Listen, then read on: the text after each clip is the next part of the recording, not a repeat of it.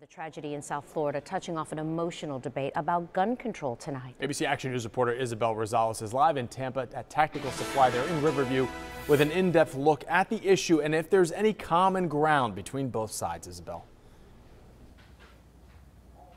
Jamison, Wendy, there are more guns in America and more gun shops like this one than at any other time in our history. Now, the one commonality we found today is that each side feels like the other just isn't listening. Something we all agree on, not wanting to see a mass shooting like we saw in Parkland happen again. Oh my God! But when it comes to how we should respond, the disagreement is nonstop. If you start confiscating guns, it's not going to be pretty. Paul Schaller is a member of Florida Carry, a nonprofit that promotes gun rights here in the state. It boils down to there's no law that we can create today to put on the books that is going to prevent any of this.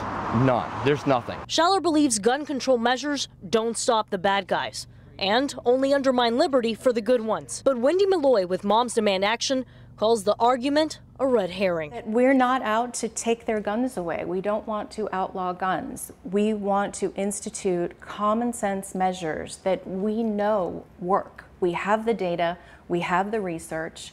We want to protect our children. Her point, make guns harder to get, and you'll have fewer criminals with guns. If a law can stop one person from getting a gun with intent to harm, I want that law in the books. That's why she supports universal background checks, mental health screenings, and the closing of the gun show loopholes, to name a few.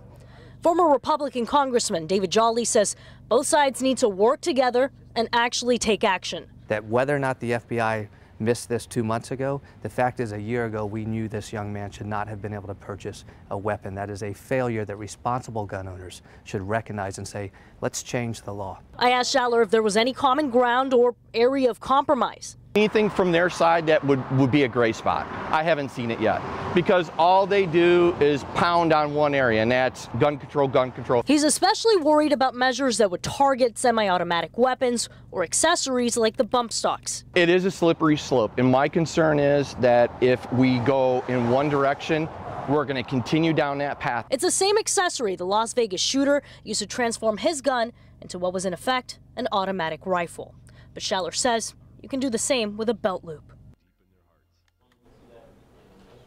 And both sides also told me that now is the time to have a proper conversation on what to do next. Live in Riverview, I'm Isabel Rosales, ABC Action News. Isabel, thank you. We'll keep tracking the latest from the Stoneman Douglas shooting for you all through the weekend. We're constantly updating this special section of our homepage with new information about the victims and the suspect. We'll also send you push alerts whenever there is new information.